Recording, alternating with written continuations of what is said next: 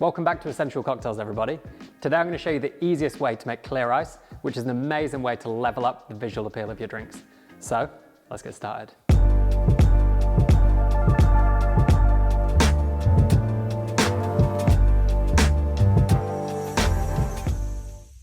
So what exactly is clear ice? So clear ice is ice without any of those impurities, without any bubbles, which just looks like a completely transparent block, which is going to sit in your drinks. And you may have seen this in some really high-end, top-level cocktail bars, but it's actually really easy to do. And particularly on a small scale like this, you can do it at home. And it doesn't require any really very specific tools, just this, which is actually quite easy to get hold of. So the first thing we're going to need is a cool box like this one, which ideally you can store with the lid open or even take off. Even better, you can leave that to one side. And the reason this works is called directional freezing. So directional freezing is where you insulate the sides around the water so that it freezes from the top down.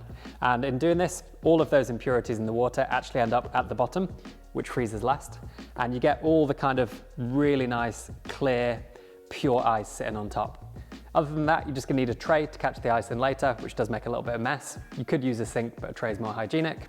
You want a chopping board and you want a serrated knife, and we're good to go. So step one is to fill up your cool box around about 3/4 of the way with water that you'd be really happy to drink. So something that's neutral tasting, flavorless, odorless. And then you're gonna put this in the freezer for between 24 and 36 hours. Step two is after those 24 to 36 hours, take your cool box out of the freezer, put it on a tray, turn it upside down, and just give it a gentle press to release the ice block. When you've done that, leave it in the tray for around about 15 to 20 minutes just to temper, and after that, we're ready to carve.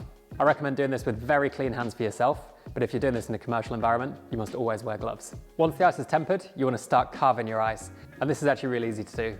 Just make score lines with a serrated knife on all 4 edges, just where you want to make a cut, and then very gently give your knife a tap with something like a rubber mallet, just to release the ice, and this should happen fairly easily. Keep making cuts until you've got the shapes you're after, and you'll be left with these amazing clear ice cubes, perfectly cut for the glasses you're going to serve the drink in.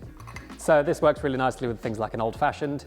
Any kind of stirred down drink served over ice it looks really good with. With anything shaken, it's a little bit pointless because you get the kind of emulsion and the kind of creaminess from the shaking process, but anything stirred with this looks fantastic. So now we've got our glassware with our amazing ice to serve our drink in. We want to start thinking about how we can level up the drink even further, and we're going to do that through garnishing, which we'll cover in the next episode.